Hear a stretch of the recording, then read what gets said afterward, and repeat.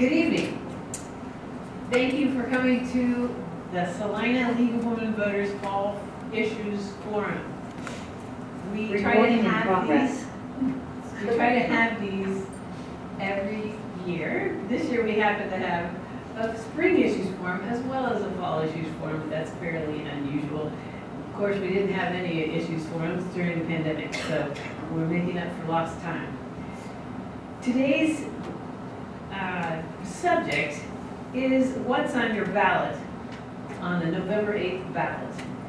Most of us know that there are some candidates on our ballot, but many of us aren't aware of the fact that there are a bunch of judges on your ballot, as well as 2 constitutional amendments. These are not the same amendment that was on the primary ballot, 2 new constitutional amendments. And so we tried to bring in people tonight that would give us information about these items that are on everybody's ballot. We are the League of Women Voters, and we are a not-for-profit, nonpartisan civic organization that works to increase public participation in our government, in governing ourselves. I've heard it said that we are supposed to be a self-governing nation, and if we're going to do that, we have to govern. So part of that is voting, a large part of that for many people. And we as an organization, I need to say, have both men and women as members. We have at least one of our men members here tonight. And so we take everybody, and we would love to have new members in the League of Women Voters. We have been an organization since women got the vote in 1920, so that's a long time. Our first presenter tonight is Sue Horst. I got that right? Yes. And she is the State League of Women Voters Voter Service Chair. She is going to talk to us briefly about the 2 constitutional amendments that are on your ballot on the November 8th ballot. Some of you here have items at your table that talk a little bit about these constitutional amendments. So Sue, go ahead, it's your turn. Thank you. Yes, Susan Horst, and I'm a member of the Johnson County, Kansas League and the chairperson for voter services for the Kansas State League. And we've got great leagues in the state of Kansas that are all doing so much work to try to get the vote out and educate our voters about issues. One of the issues that I want to talk about is a constitutional amendment that is on one of your flyers right here about the legislative vote to suspend any executive agency resolutions. There's not a lot written about this, but I've listened to a lot of forums about it, and it's very disturbing. The wording that's going to be on everyone's ballot in the state of Kansas seems very straightforward and innocent. It's going to give the legislative officers powers to negate anything that the executive branch might do. And to me, this changes significantly our national and state separation of powers that we live by, so that one branch doesn't overtake another branch of government's authority, and we're all working towards the same goals. And if one branch gets out of order in some way or another, we have other branches to keep them in order. And this change in the Constitution means that anything that happens in the executive branch, whether it's going forward or retroactively, can be negated by a legislative vote. So this amendment says that the legislature can enact a law or a change that says we will authorize a veto of something that the executive office does by, say, 51% vote or whatever they decide is legal for them to take the veto action. For instance, one of the forums I listened to talked about the Health and Environment Committee that has a lot of experts that tell them about the quality of our water and the quality of our air, and if they would pass a law or a restriction saying that you can't put toxic waste in the river. Well, of course, this is a very far-fetched example. I don't know who would ever cancel that advice out, but they could possibly have some business interests that would be affected by canceling toxic waste in the rivers. So they could cancel that ruling, even though it makes sense to all of us. And the executive branch, I was thinking governor. Well, I looked up everything in the executive branch because I'm not a politician. But that includes not only the governor, but Secretary of State that handles all of our elections. If they decide to change something in the election law, the legislature doesn't like voter ID or whatever, they can go back and say, no, we're not going to do that anymore. The Attorney General, I don't know how they can change the law enforcement branch, but they are part of the executive department. State Treasurer, the insurance carrier group. If Health and Human Services, if they decide because of the pandemic you have to wear a mask in public places, well, the legislature can say, we don't care what the experts are saying. We are going to say, we're not going to restrict anybody. You can pass all the germs you want. And it's just that kind of far-fetched thinking, but we don't know really how far this constitutional amendment could reach. It could reach very far. Involved would be the Kansas Department of Education, which sets our curriculum standards. And we have a lot of experts that advise our Department of Education. And all the experts that give our executive offices advice would be just basically thrown out the window, and it's just up for what is a heartfelt issue, yay or nay, instead of facts and scientific evidence. It scares the heck out of me. There's a Department of Agriculture, and in the executive branch there's also agencies that have to do with banking that they oversee, and securities, utilities, interstate commerce, water resources, gaming, and licensing professionals, and all of those areas in executive offices have expert advice from scientists and mathematicians and financial people to make decisions and laws. So it scares me to think that you can just have all of that ignored, even retroactively, and it just basically takes away the power of having executive agencies. And the governor was given power of the governor, which is pretty unspecific in the Constitution, but it's a wide-ranging power in, I think it was 1874, goes way back, hasn't been changed in all these years, and now the legislature wants to change that part of the Constitution. The thing that worries me as much as anything is that anyone I speak to that's not in the league, they'll say, what constitutional amendments? I don't know what's going to be on the ballot. And this is going to be on everybody's ballot in the state of Kansas, so it just concerns me that no one knows it's going to be on the ballot. And the wording is pretty innocent. And then a lot of us get flyers that say, pass this constitutional amendment so that you're not letting people who haven't been elected to office make decisions for you. So it's just very dishonest, I think, to say yes, so you're only being guided by elected officials, because our people, our governors and so forth, are elected, and it's not a simple method to get elected. There's a lot of vetting that goes on. The only thing that I heard on a forum that is encouraging to me is that if this vote passes, which personally I expect is going to pass because no one knows the details. But there was a similar challenge that went to court in 1984 called Stephen versus the Kansas House of Representatives, that the Kansas Supreme Court disallowed a similar change in the law like this due to it encroached on the implied separation of powers in the Constitution.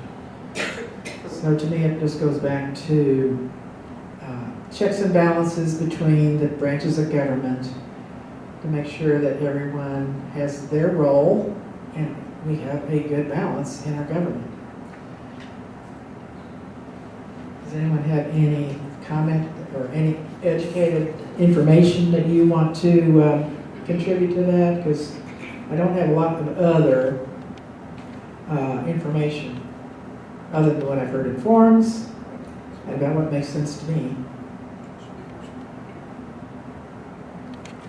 I would just like to see something happen when there's a statewide issue. There's some more publications to the public so that before they get in the ballot box, they have an idea of what these words mean that are on the ballot. Because this issue, it has very deep meaning, but you sure don't get that from what's on the ballot. I didn't. So that's my basic overview, which is not very deep on that issue. The other constitutional amendment has to do with the election and elimination of the sheriffs across the state. And this issue says that every county has to have a sheriff, except of course Riley County, because they have already long in the past consolidated their city and county sheriff, so they don't have a county sheriff right now. And if they decide down the road to have a county sheriff in addition to their city, then this law would apply to them as far as getting rid of a sheriff that is not performing or is doing something against the law. If this vote goes to a yes vote, it gives the power to initiate research for the removal of sheriff to the Kansas Attorney General only. And then the local people involved with the sheriff and the issues would be out of it. If this is voted no, what happens today, and is in the Constitution, is that a local district attorney or the attorney general can initiate legal procedures to research to remove a sheriff. And then on one of the forums I learned that typically if there's a sheriff that it needs to be considered for removal, a district attorney, the local district attorney, may call the neighboring local district attorney and ask him to intervene and help figure out the facts and figure out whether he should be removed or not, so that it doesn't look like the local district attorney is biased, that they're getting an outside view and getting a little more understanding of an outside view of the problem, but not defaulting it to the state. Now, today, a judge then decides whether to remove a sheriff or not, or it could be done by a 40% of the previous voters sign a petition to remove the sheriff, or 51% of the current election voters can hold another runoff to elect a sheriff. So there's methods today, and the sheriff needs to be removed, that can be done. It's just that this law will put it in the hands of the Attorney General for the state, and let's see, it goes to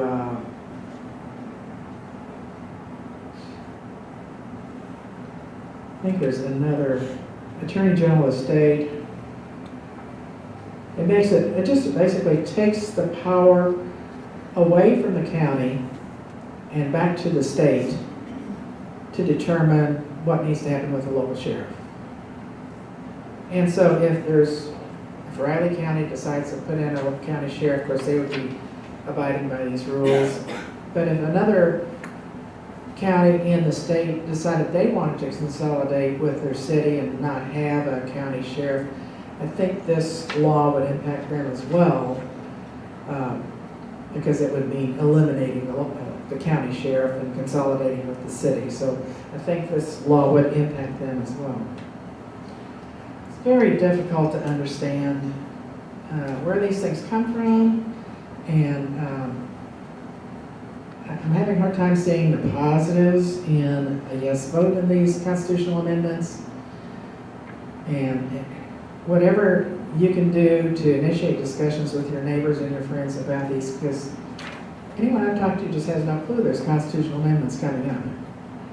And so if you're hitting the ballot box and trying to understand these words, it's going to be really hard to understand the background meaning of these. Anyone else have any other information you want to add that would be helpful? Okay, it's not clarifying a lot, but I hope that you get a little better understanding of what you'll meet at the ballot box. Thank you.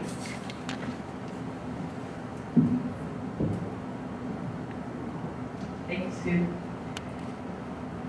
I think there's information about this at the, is there some on our local Legal Voters website?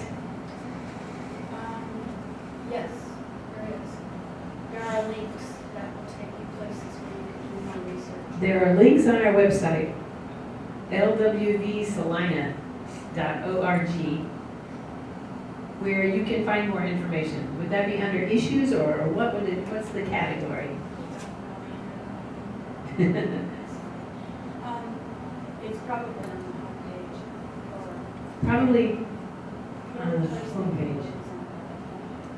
There's also a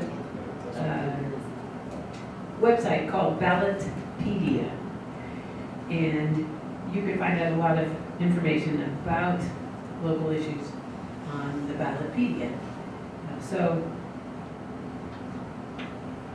those two constitutional amendments, the one which allows the legislature to overrule any rule or regulation that's made by the executive branch, and the other one that says that no county can change its rules on electing its sheriffs. Those are the two that are on your ballot in November. So thank you, Sue, for talking with us and coming here to tell us about that. If any of you think of any questions, we'll have questions later. And so when you're asking the Supreme Court justices questions, you could also ask Sue. Yes, Diana, what do you want to add? Well, I'll wait until it's. Oh, you want to, okay. That's good. Okay, so the second part and the larger part of our Fall Issues Forum is presentations by two former Supreme Court justices. We have Carol Beier and Lawton Nuss, and they come to us. They both live in Topeka now.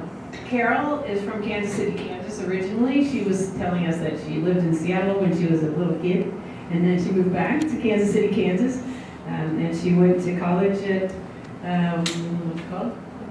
Benedictine College, and then KU. She's also worked in Washington, D.C. for a while, and then she came back to Kansas and worked in law firms here in Kansas, and then was appointed. Were you directly appointed to the Supreme Court, or did you go through the Court of Appeals? Yeah, it's been three plus years at the Court of Appeals. Okay. If you use your mic, sure. Yes. Online. Yeah, I spent 3+ years at the Court of Appeals first. Okay, and then was selected as a member of the Supreme Court in Kansas.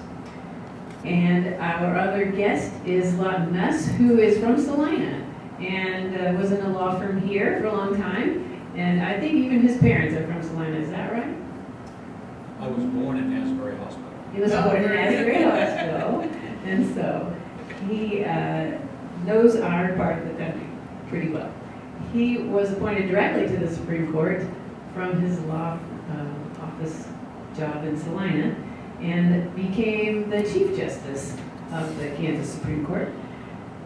Both Justice Beier and Justice Nuss have now stepped down from the Supreme Court, and so they are free to come here and talk to us about the issues of judges on our ballot. And we don't have any local judges on our ballot this year, but we have Court of Appeals judges and Supreme Court justices. And so I'm going to turn this over to them to present about those issues. Thank you so much for being here. Thanks very much. Good evening, everyone, and thank you for coming. I was saying before we began that it's always so great to come out and see engaged citizens who are interested in what public servants get up to. And so anyway, it's lovely to look out and see your faces tonight. Lawton and I are going to talk about the courts, as Ann suggested, and specifically about retention elections this year, but I'm just going to start with a story. So here's the story. Before I ever went to law school, I was a journalism student and eventually a journalist. And when I was in college at KU, I had a classmate who, I mean, the best way to describe it, she was just more sophisticated than the rest of us. She came from small town Kansas, but she was very cultured in a high culture sort of way. She played the cello in the university orchestra, and she was just elegant and mature in ways that the rest of us were not quite yet. And then when it came time to graduate, and we were all getting our first jobs, many of us going back to smaller communities in Kansas, her first job was with Dance Magazine in New York City. And as I'm sure you can imagine, for all the rest of us, this was just impossibly cool that she was going to go work for Dance Magazine. Well, she tells a story about having lived in New York for several years and, going to this or that posh function, dinner parties, and eventually the topic of where she was from would come up. And it was fascinating to her dinner companions that she was from Kansas. And eventually, having learned this fact about her, someone would lean over the wisp of nutrition in the middle of their big white plate that passes for a meal in New York City and say to her, "What do people do in Kansas?" And she says, "Well, took me several years to figure out the right answer. Eventually, life brought her back to Kansas, and she actually had a brilliant journalism career in Wichita, raised her family, her life continued." She said, "It really wasn't until a couple years after I'd come home that I realized the correct response." I was always a little flummoxed, but I finally figured it out. The correct response to that question was everything important in life.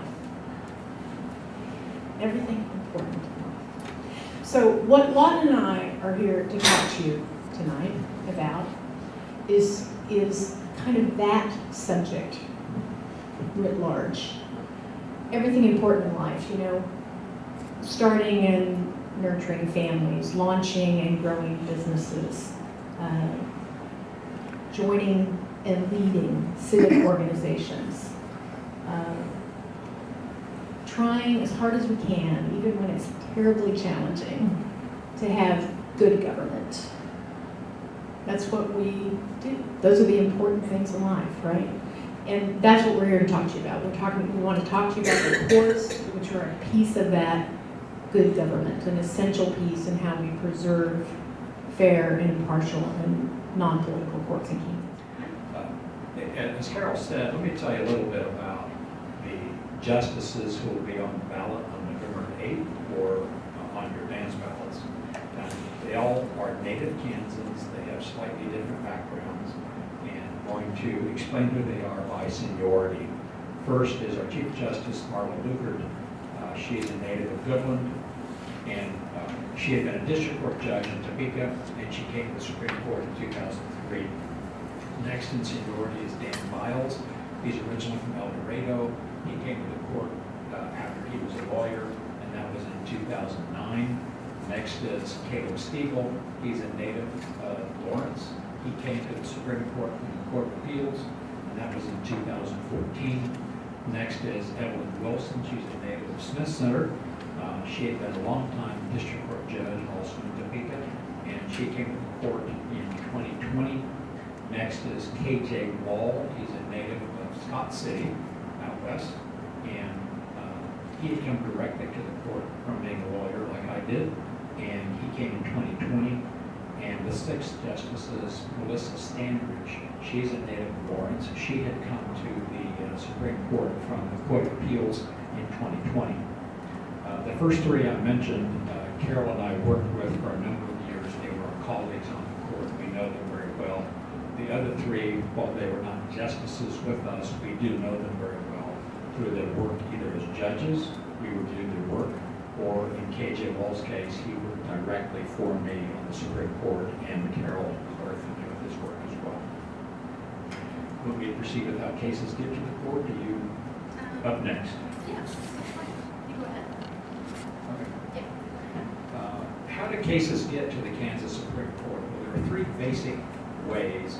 First of all, let's say you have a trial here in Salina, and somebody has to lose, and that person says, I think that the court here in Salina made some mistakes.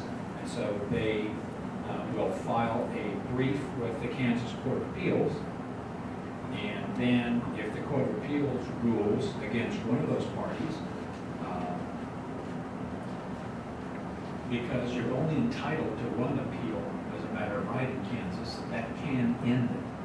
But a lot of people will file what's called a petition for review to the Supreme Court. They'll ask the court to use its discretion and take that appeal or to grant the petition. About 900 of those petitions for review are filed every year, and the Supreme Court grants 65 to 70 of those.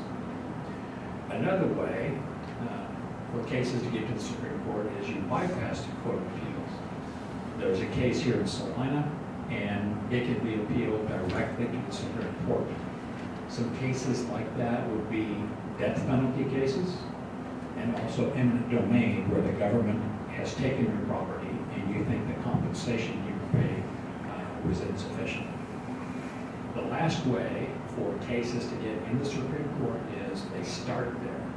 You bypass the court here in Salina, and you bypass the Court of Appeals, you can file your lawsuit directly with the Supreme Court in Topeka.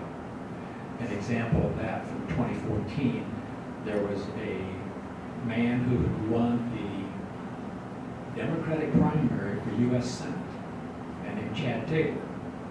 And he decided, after he had won that primary, that he did not want to continue. So there's a Kansas statute that's involved, and he went to the Secretary of State's office at that time. It was a man named Chris Kobach. He submitted his letter and said, I'm withdrawing, take my name off the ballot. And Mr. Kobach wrote back and said, you did not follow the statutory procedures. I'm not taking your name off the ballot. It'll be there in November. So Mr. Taylor's lawyer filed a lawsuit directly with us, and there are limited circumstances under the Kansas Constitution when you can do that. And one of them is when you think a public official is not doing his or her job, you can seek what's called a writ of mandamus, which basically is a court order that you hand to the public official and say, do your job. Well, they had their arguments, and the Supreme Court eventually said, Mr. Kobach, you were wrong. He did comply with the statute. Take his name off the ballot. Here's our court order demanding that you do that. Okay. Before I start talking about the appellate procedure, I'm going to need a volunteer from the studio audience. Do we have any volunteers? I'm still in that. You're still in it? You're just going to hand out some materials. Okay. After you sing a song for us. Yeah. Okay. If you'll just stand by, you're going to be coming back and forth, so you might want to remove your jacket. You might start getting warm. Okay. The appellate procedure.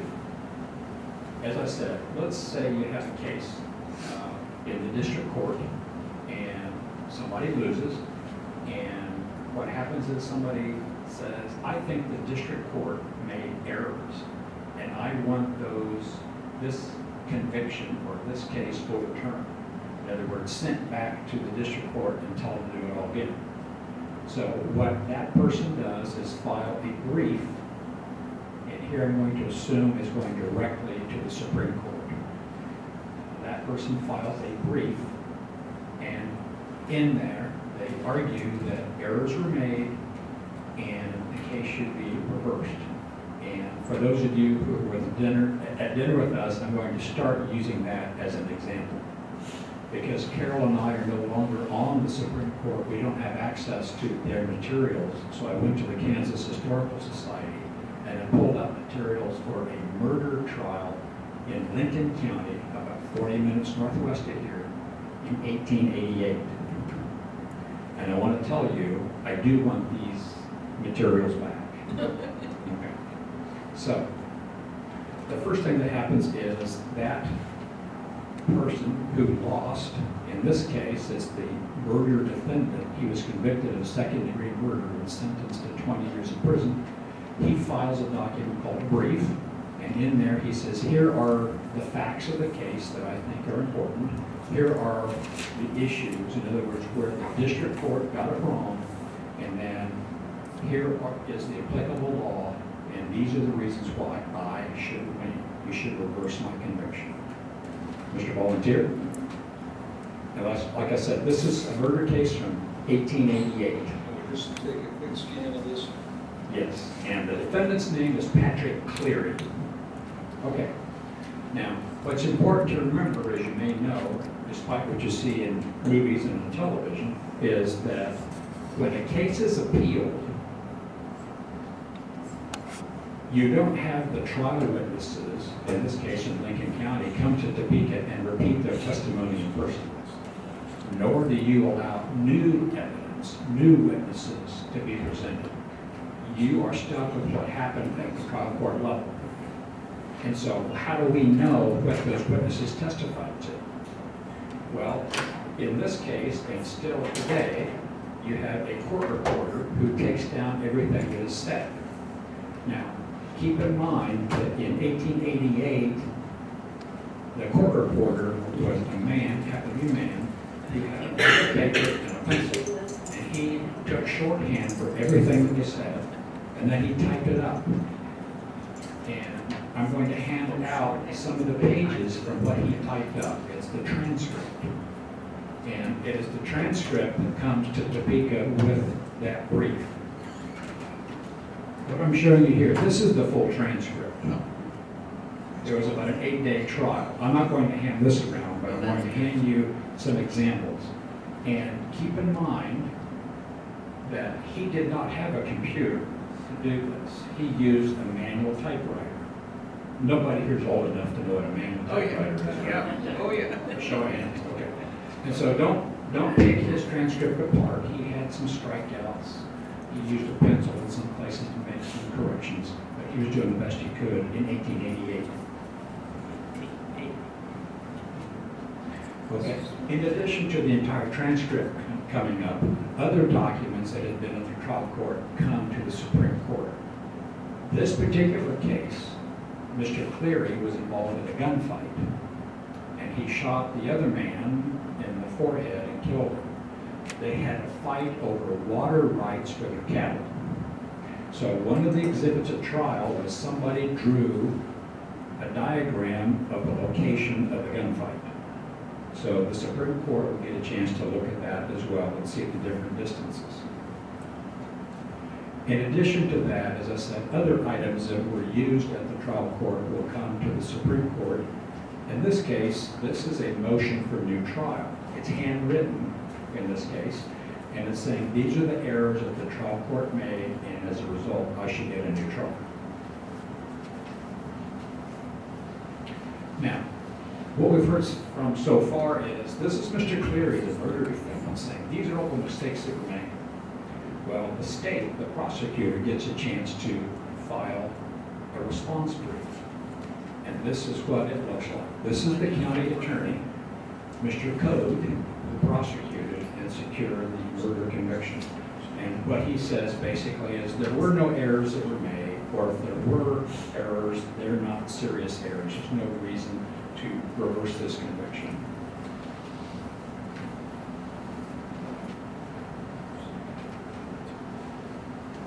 And then, I did not bring one with me, but then Mr. Cleary gets a chance to file yet another brief and say, I'm now replying to what the county attorney is saying in his brief. Okay. Now, I'm just using this as an example, so let's fast forward to 2022. All this material is filed in Topeka. Today it's done electronically, and the justices and their law clerks go through all this information. They'll read through the transcript to make sure that what the attorneys put in their brief is in fact what happened. They'll read the briefs, they'll see the questions of law, the issues that are presented, and then they'll go into the courtroom and they will hear the lawyers argue their cases. In this case, Mr. Cleary's lawyer did 15 minutes to argue his case. And then there are other 15 minutes used by the county attorney, and sometimes Mr. Cleary's lawyer will have a little bit of time to reply, 2 to 3 minutes. They don't do like I am doing and just talk to the justices, because people like Justice Beier will interrupt them and say, now counsel, I've got a question. A minute ago you said this, and now you're saying that. Which is it? Or counsel, I've read the case you're relying on, and I don't think that's quite what it says. Or I have a different interpretation. Or counsel, are you aware of this other case that you don't have in your brief, and it seems to be standing for the opposite conclusion here? Let's discuss that. And all of this is designed for us to get to the right answer. It's not to pick on the lawyers, just like some of them may think. So that case has now been argued. We hear 3 or 4 more cases argued right after the other that morning. Then when we're done with those cases, we go to our conference room. It's just the 7 justices, and we discuss the case. And we go through the issues, we go through the facts, we go through the law. And what's important to remember, and you probably already know, is that I may really have a gut feeling on how I want a case to come out, but doggone it, the law leads me to an opposite conclusion. Well, what the justices do is say, if that's what the law says, that's the conclusion that it demands, then that's what our decision is. So it's not our personal desires or our opinions, it's what the law requires. And you all know that's called the rule of law. Otherwise, why send people to law school to be justices? We could just grab 7 people here tonight and say, here are the basic facts, what do you think? Let's take a look. So, sometimes, oftentimes, it's unanimous. 7 people say the same thing, this is how the case should come out, this is what the law demands. And I'll pick on my friend Justice Beier again. She may say, well, you know, Chief, I see things a little differently. I don't think that's the result that the law demands. It should be the opposite of that. So I will write a decision for my colleagues who feel the way I do, and she'll write a separate decision called the dissent. And then the decision I'm writing and the decision she writes circulate among our colleagues. And sometimes a colleague might read her separate dissent and say, golly, Justice Beier, you've got an excellent point there. I now agree with you. But finally, things get resolved. There may be a majority and a dissent. Everybody's looked at it, had their input, and then it is released to the public. Today, it's done electronically. In the old days, it would be released and then bound like this. This is a case from 1876, actually a lot of cases, and I brought it along tonight because I thought you might have an interest in it. It's a case called Wright versus Miller. Mary Wright was a woman who ran for the position of county superintendent of schools in the county south of Topeka. And by God, she won the election. Well, Mr. Noel came in second, and his argument was, This woman doesn't have the right to vote in Kansas, so how can she be voted into an office? And the Supreme Court said, sir, you are wrong. We've looked at the Constitution. There's nothing to support your argument, and she will become the superintendent of schools for the county. Well, that's amazing. You can pass that around if you want, but you're really going to need so people can look at it. Okay. Now,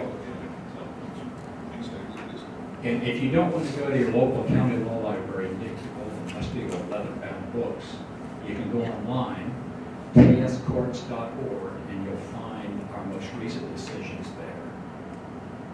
They're found electronically. Now, what's important for you to see, if you want to go through the book, and Justice Beier and I are in real agreement on this point, you will see the facts of the case that we believe are important. We'll list what the issues are that the parties argue. We'll then cite the law that we are applying, and then you will see our step-by-step analysis of how we got to our result. It's called showing your work, if you remember from grade school days. That is unlike the other branches of government who don't have to show all their work. They can, but they're not required to. And sometimes they can make their decisions just by saying, here's the law that we want passed, so be it. Or the governor issues an executive order and doesn't have to explain anything. You can just say, here's the order. There you go. Mr. Beier. Thanks. So I have a couple points I want to make. The first one's kind of a further educational point, and then a point of emphasis. So, first of all, the one thing I want to make sure all of you understand is we talked about how cases get to the court. I want to talk for just a moment about how justices and judges arrive on the bench. How do they get there? And in Kansas, we have a system that is varied depending on the level of court and depending on geography. For the Kansas Supreme Court, we have what's called a merit selection process. It started originally, I apologize, as a Missouri plan and then spread to other states. And it involves a 9-member commission. 5 of the members of the 9-member commission are lawyers. 4 of them are people who are not lawyers. 4 of the lawyer members and 4 lay members are divided by congressional district. And each year, a congressional district will have either a lawyer elected by the other lawyers in that congressional district, I should say either, and a lay person appointed by the governor. So any city governor takes 4 years to appoint all 4 lay commissioners to the nominating commission. And then every 4 years, you have the potential for turnover of the entire attorney group of 4. And then the 5th attorney is elected statewide by lawyers. So you have the Supreme Court Nominating Commission. They're responsible for reviewing anyone who wants to submit an application to be on the Kansas Supreme Court. You say, how many notices go out to lawyers? Any lawyer can apply. 11,000. Every time there's a vacancy on the Kansas Supreme Court, lawyers who are eligible by age and level of experience, which is pretty, that's not a very high bar for lawyers, can apply to be on the court, and their nomination papers, self-nomination papers, applications go to this nominating commission. This is not your conventional job application. Justice Standers told me that when she submitted her name for the Kansas Supreme Court, her application materials were in excess of 100 pages. So it's a pretty comprehensive job application. It's reviewed very thoroughly by the commission members. They interview candidates in open meetings, and then they decide in open meetings who should be nominated for the position. And they send 3 names to the governor, and the governor selects the person who will be on the court. That's the merit selection plan that's in place for the Kansas Supreme Court. And each one of these people, 6 of the 7 Kansas Supreme Court justices who you will see on your ballot, arrived at the court by that method. So the Kansas Supreme Court is a constitutional body. It's outlined in the Kansas Constitution. Its selection method is constitutionally provided. Can't change unless there's a constitutional amendment. There's a theme here. The Kansas Court of Appeals, in contrast, is created by statute. So typical, first, second grade, how a bill becomes law. The legislature passes a statute, the governor signs it. So the Kansas Court of Appeals is a creature of statute. This means that although when I joined the Court of Appeals, it had the same Supreme Court nominating commission and merit selection process as the Kansas Supreme Court, a few years ago, the legislature decided it didn't want to use that process for the Kansas Court of Appeals anymore. So the Kansas Court of Appeals is a unique animal in Kansas because it uses essentially a federal model for how judges get to the bench. In other words, the executive, in the case of Kansas, the governor, can select any person, any lawyer that he or she desires, and then that person must be approved, that nomination must be approved by the Kansas Senate. We actually refer to it as the federal model light, because in the federal system, once you have a federal appointment, you have an appointment for life. But in Kansas, you must sit for retention. So both the Kansas Supreme Court and the Kansas Court of Appeals have retention races. For the Kansas Court of Appeals, the judges must sit in the first general election after they've arrived at the court. Same thing with the Kansas Supreme Court, they have to sit the first general election after they arrive at the court. For the Kansas Court of Appeals, then, thereafter, it's every 4 years retention election. For the Kansas Supreme Court, every 6 years retention election. The reason we have this 6 of 7 of the Kansas Supreme Court and half of the Court of Appeals this year, which is a larger than ordinary, kind of a historical anomaly. The reason we have so many on the Kansas Supreme Court this year is that there are 3, as Lawton mentioned a few minutes ago, 3 who served with us for a number of years and who were on the ballot in 2016, whose 6-year terms will be expiring, and then 3 who have replaced 3 of the justices who have retired since that time. Chief Justice Nuss, our colleague Lee Johnson, and myself. So we have 6 of the 7 Supreme Court justices on the ballot this year. Finally, just on selection methods, so you're aware, we have 31 judicial districts in Kansas. About half of them use some form of merit selection, but it's local or regional, depending on whether it's a single county district or a multiple county district. So they have a local nominating commission or regional nominating commission, and then the governor appoints, no Senate confirmation necessary. Or the other half of the districts, and this is a district option, periodically it comes up that the district may want to change its mind about how to get its judges on the bench. The other method for district court or trial court judges is regular partisan election, just like you see in all the other elections where you have candidates who declare a party, they campaign like partisans, and they're elected like partisans. So that's the selection method in Kansas. That's what you want to be aware of. Retention elections are not partisan elections. They're just yes or no. And in order for a Kansas Supreme Court justice or a Kansas Court of Appeals judge to be retained, that person must receive 50% plus 1 yes vote on the election day. So 50% plus 1 vote, yes is the vote if you want to retain the justices or judges, no is the vote if you want to have them swept out of office and have them replaced. And if in fact a justice or a judge is defeated for retention, then that process I've described would begin.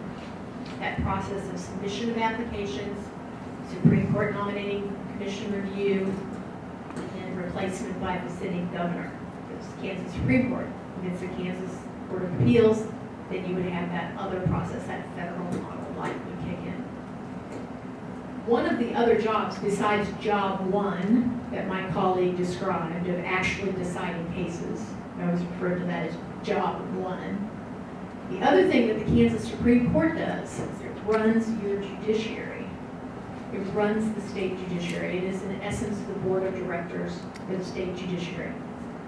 More than 1,600 non-judicial employees, in excess of 250 judges statewide. It's a pretty big organization with a lot of moving parts. And the associate justices of the Kansas Supreme Court are essentially members of the board of directors. The chief justice is essentially the chair of that board of directors. There are administrative personnel who assist in the execution of policy, but that board of directors sets the policy, sets the direction of the courts, helps to run all of the various, many programs, committees, and commissions that the court is responsible for. So you can imagine that if a number of Supreme Court justices leave the court simultaneously as a result of retention election defeat, that system would be disrupted. So you need to be aware of that, be able to discuss this in an informed way with your family members and friends and neighbors and all of the folks who will be voting on this November. That's my point of education. Here's my point of emphasis. You heard the chief describe the appellate process, how parties come to the court, how their cases get decided, how the justices and judges must show their work when they're at the appellate level. So I want to emphasize, what do the justices and the judges consider when a case comes before them? 3 things, and only 3 things. The issues raised by the parties and their counsel. The justices don't just sit around and say, well, we like that over there, but we don't like that over there. So we're going to intervene in this public issue and rule. The parties must bring issues to the court. So the issues framed by the parties and their counsel, that's number 1. Number 2, the facts of the case. But not just any old facts. They don't get to go Google it. They have to look only at the facts as demonstrated to exist by admissible evidence. So what I'm describing is a universe, right? A limited universe of information. The issues, the facts as I describe them, and finally, the governing law. Now this isn't some template, it isn't some stamp that applies in every case. Certainly there can be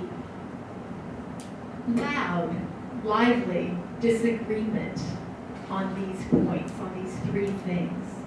But they are the 3 things if judges are performing their duties correctly. So it's important that you know this about these folks that we've mentioned tonight. My colleague described that we know them well, we've observed their work, and we appreciate and can convey to you enthusiastically that these justices, these judges in the Court of Appeals understand the role of the judiciary, their role as appellate jurists. This differs completely appropriately from the way decisions are made in the 2 political branches. When an executive or a member of our legislative body needs to make a decision, they, of course, consider public opinion, voter preference, constituent desire. Of course they do. They appropriately consider their own personal views, their personal morals and ethics.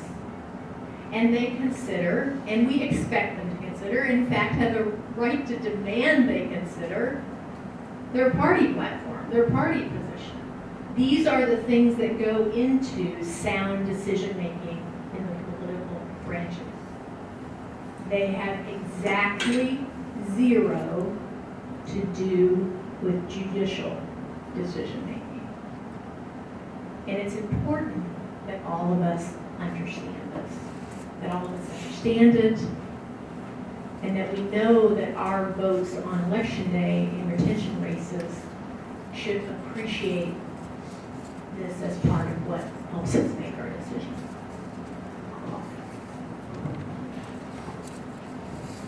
As a follow-up to what my friend Justice Beier just said, let me read a quote to you. And I know there is lots of news about, oh, that person's a liberal justice, or that person's a conservative justice, or that person's a moderate. So they must have different ways of doing things to get to the results that they want. Well, let me read a quote from a former justice on the United States Supreme Court who was a known conservative, Antonin Scalia. And this is what he told a law school class about 15 years ago. If you're going to be a good and faithful judge, you have to resign yourself to the fact that you're not always going to like the conclusions you reach. If you like them all the time, you're probably doing something wrong. And that's just his pithy way of saying what Justice Beier was saying. We may not like the result, but that's what the law requires. All right, so how do judges get there? Well, first of all, since 1868, every judge in the state of Kansas and every state officer in the state has been required to take an oath. And I will pass this around with my studio volunteer in about 30 seconds.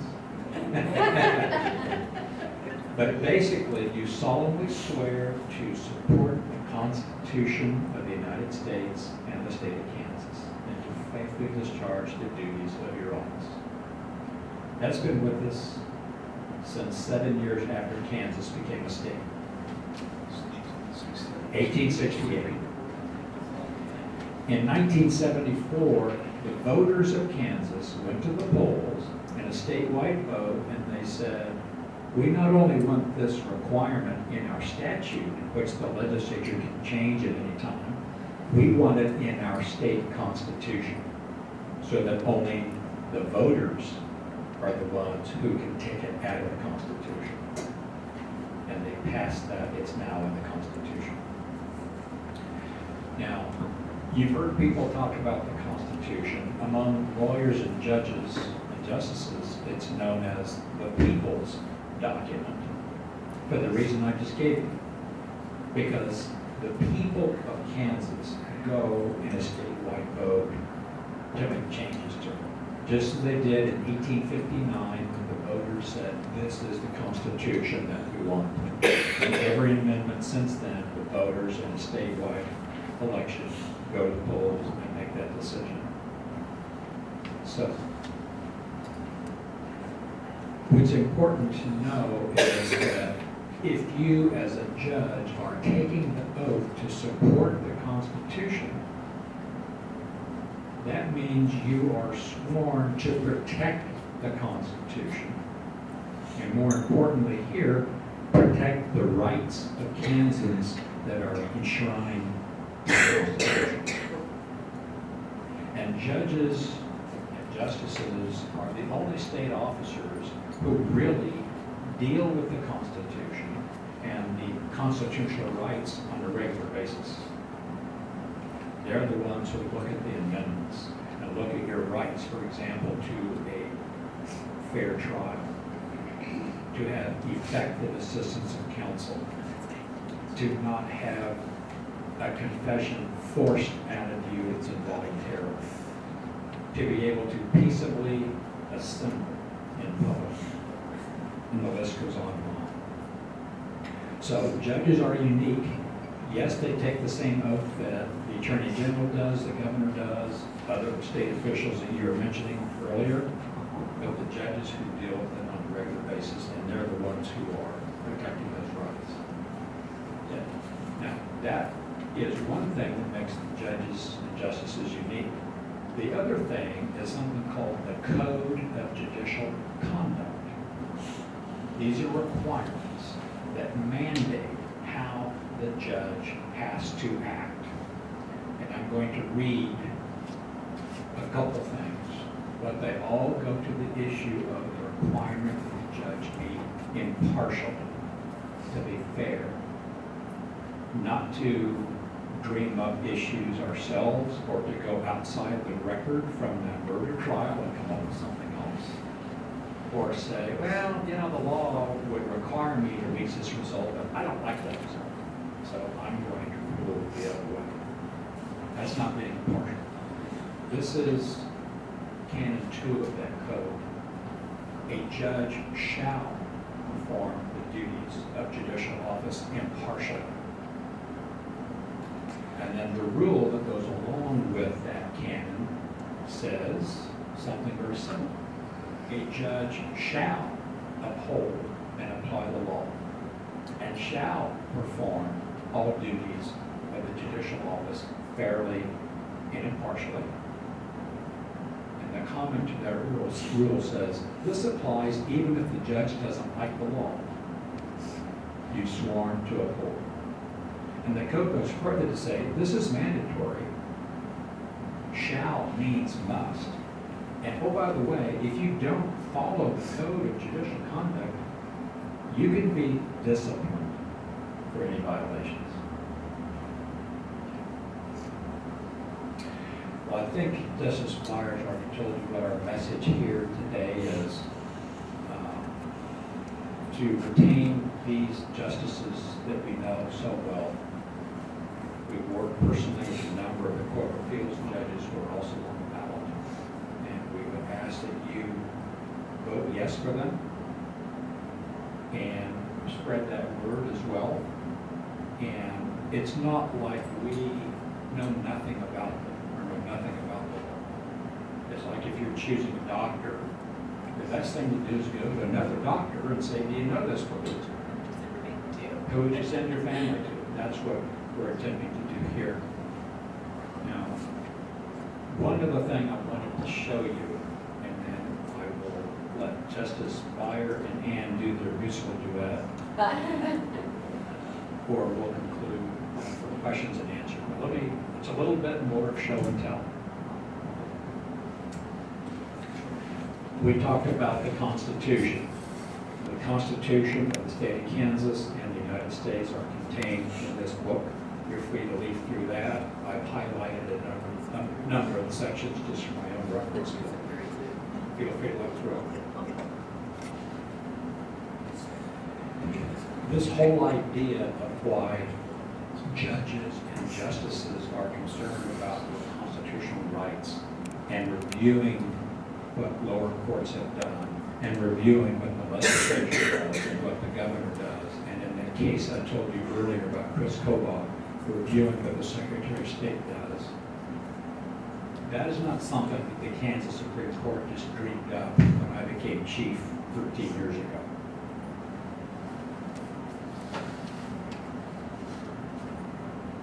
This is essay number 78 in Federalist Papers, written by Alexander Hamilton in the 1780s. And he's the one who started talking about what's called judicial review. And then the U.S. Supreme Court followed suit in 1803, about 20 years later, in a case called Marbury versus Madison. And then the Kansas Supreme Court in 1903 put it all together in this book called Woodmansey. So they talk about Hamilton in the Federalist Papers, they talk about Marbury versus Madison, they talk about the oaths that the judges take to follow the law. It's just nicely summarized here. And it's bound the same way as the Wright versus Knoll, so it's nothing special about the binding. But if you want to look through that, you can see they set forth the facts and issues and their analysis on how they got to their result. So I think that is about all I had, Justice Beier. She says it's time for me to be quiet. Anybody have any questions or comments? And I have a question on the amendment. The sheriff's amendment troubles me because in my review of trying to study Kansas history, there's over 80 counties that population peaked way back over 100 years ago, 110 years ago. Those counties are now, some of them are like 2,200, 2,500 population. and still going down. So at some point, it seems like the state's gonna have to again look at county consolidation or consolidation of county services. So one of the things I can see that we could do is to do something like Junctions or Manhattan, Riley County did, and 2 or 3 counties could go together and have one sheriff. Now, whether they elected him or one police department, one way or the other, it would probably take an act of the legislature to approve them doing that. But if this amendment passes, then they can't consolidate. Is that correct? That they could not consolidate, say, sheriff services through some kind of an agreement and the legislature. Is that right? Well, the last section of this proposed laws says a county sheriff only may be involuntarily removed in office by a recall election pursuant to section 3. That's not what I'm talking Oh, the about. recall, okay. I'm Yeah. talking about the fact that The a reorganization of county counties. isn't big enough to support a sheriff. It takes like 10,000 people and their taxes to support a sheriff and a police department. I think they have to go through this new procedure. Yeah, to- but you know. I think that if this were passed, you couldn't have a new procedure without getting a new amendment to the Constitution. Yeah. Exactly. I'm not an expert on the amendment, but it seems to me that there are at least a couple of facets to it. The first one is one Susan talked about primarily, which is kind of the tension between local control or state control. What does the law enforcement officer, who picks them, him or her, who chooses them and who can get rid of them. So that kind of local control issue. But also you have, there's just this is general about constitutional amendments. The Constitution, federal, state, it's primary. When we decide these cases, we may refer to constitutional law, we may refer to statutory law, we may refer to common law, meaning prior decisions of the court. The Constitution is supreme. And whether we're talking about the federal Constitution or the state Constitution, it's meant to be an enduring document. An enduring document. Not something we change willy-nilly whenever we get the feeling we might want to. And one of the concerns I have, without being an expert at all on this amendment, is does it put us in a place that we may not want to stay in forever? Because it's difficult. It's intentionally difficult to amend the Constitution. So once you amend it and it has a new provision or a new voice or a new requirement, does it reify, does it freeze something that we may or may not fancy a few years down the road? So I think, it's a good question. I don't know the answer to it, and I don't know whether Susan does, but it's a question worth asking every time somebody wants to amend the Constitution. Yeah, the question of how we're going to consolidate, keep these small counties going could be adversely affected by this constitutional amendment. It's muddies the water. I'm just going to add to that, it's not a constitutional issue, but it's a statutory issue, but there are some similarities, and here is that issue. There's a statute that says every county in Kansas is entitled to one judge, at least. And you've got larger cities and counties with 500,000 and 600,000 people saying, we're short judges here, but you've got a judge out here in this county with 1,500 people or 2,000 people, and those judges just don't have enough to do to keep them busy. And that goes somewhat to your issue of you want some efficiencies here, but then you also, in that case, I'm talking about people now in smaller counties, we need to have a judge, we need to have a courthouse. So there's tension as you were talking about. When you have a state that has such a widely varying population, you have a lot of tension about having the local judge versus being able to support the infrastructure for them to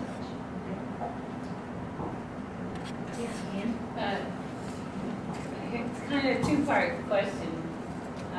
Have any of the Kansas Supreme Court justices, you may not know this, but do you know if any have either been not retained or have they been disciplined in recent history? In terms of not retained, I don't believe any of the Kansas Supreme Court justices has not been retained in recent history or ever history. Discipline, we might or might not know about, because some forms of discipline, of course, are not public, some are public. But no, as far as I know in recent history, no, they have not been disciplined.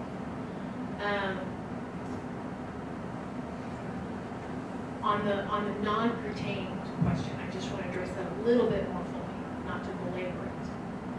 When I came to the Court of Appeals in 2000, I was appointed by Governor Gray's to Court of Appeals and then later by Governor Sebelius to the Supreme Court. When I arrived in 2000, retention races were sleepy affairs. You would be up, I don't think anybody even stayed up late on election night because you would get 70, 80% yes vote.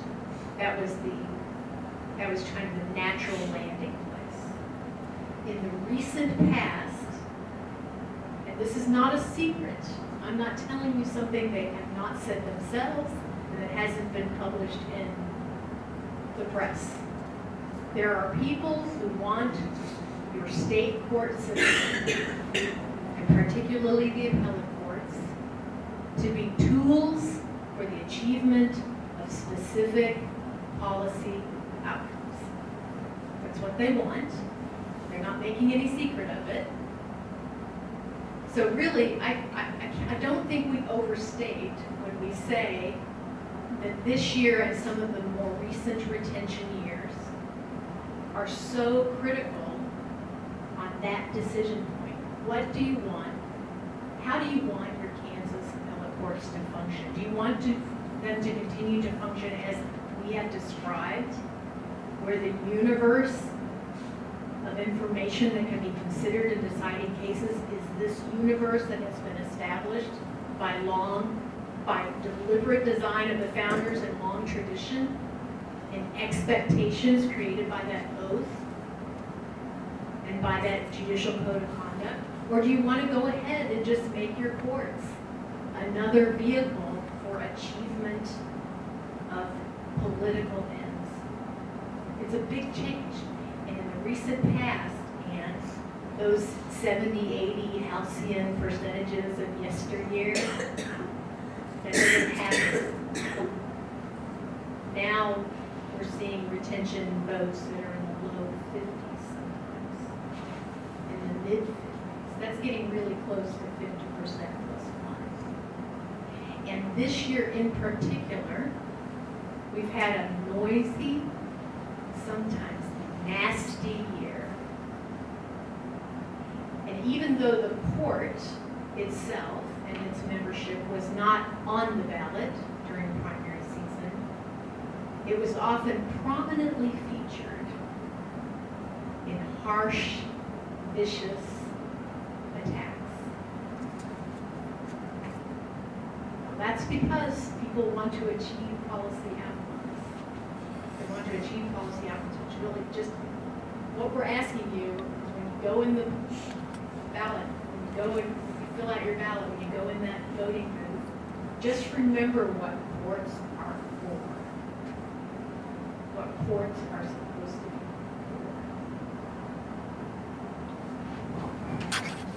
be The Federalist book that was being circulated, you know where it is right now, as the paper, well, here it is. Two things I'm going to share.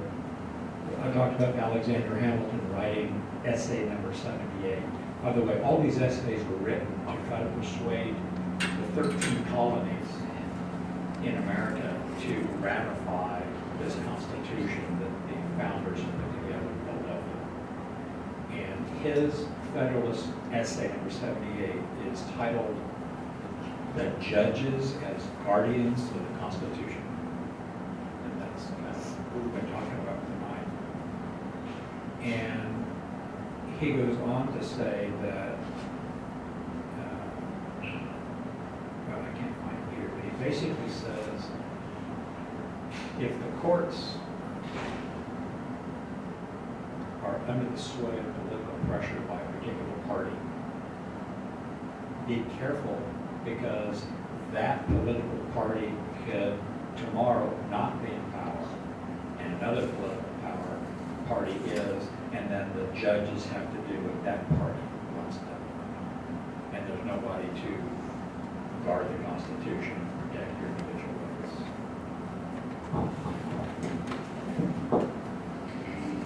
Are there any other questions?